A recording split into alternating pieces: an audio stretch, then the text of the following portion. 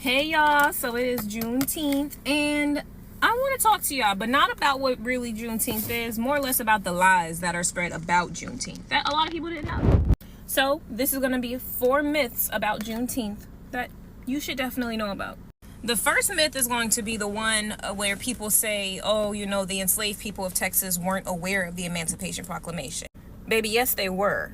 Baby, yes, they did. They just didn't have the capacity to exercise their rights, considering that they were in the deep south of Galveston, Texas. So they knew about the Emancipation Proclamation. They knew they were free, but nobody was here to protect them when it came time for them to exercise that. The second myth I want to talk about is the one where we talk about General Gordon Granger, the one that I guess gave the speech. We'll get into the speech. Basically saying all slaves are free.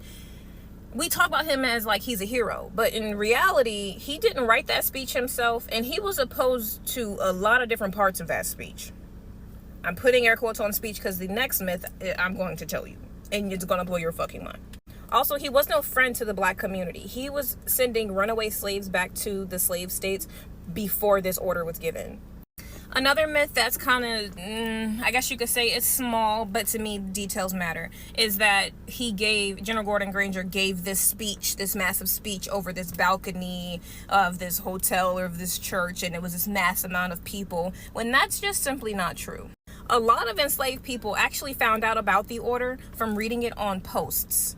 The Union Army posted it on poles throughout the city. And a lot of enslaved people also learned from their own masters on their plantations.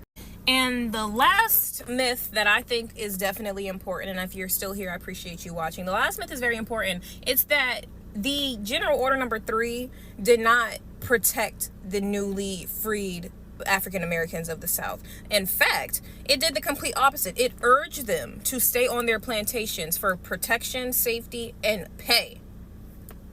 Now, that fact kind of ties into his agenda and his mindset when it comes to enslaved people, because the reason the plantation owners and the masters were even comfortable giving this order to the African Americans that they were enslaving was because General Gordon Granger and other white people assured these plantation owners that they were going to be able to keep their people as long as it's put in the order that they're urged to stay on their plantation. So that's why a lot of enslaved people found out about the order through their masters. Sorry. I want to read you an excerpt from the actual speech. So bear with me. I'm going to look off the screen. The freed are advised to remain at their present homes and work for wages.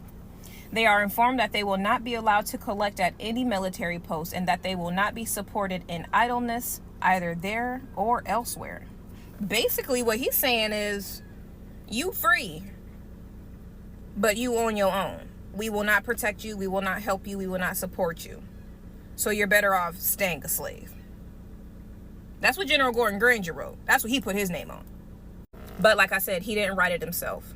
Now, it said, although his family debunked it a few years back, knowing his mindset and where he stood on the conversation of enslaved people, I believe this is true. It said that last sentence, those last few sentences I just read to you, was actually the only contribution that he put toward the order.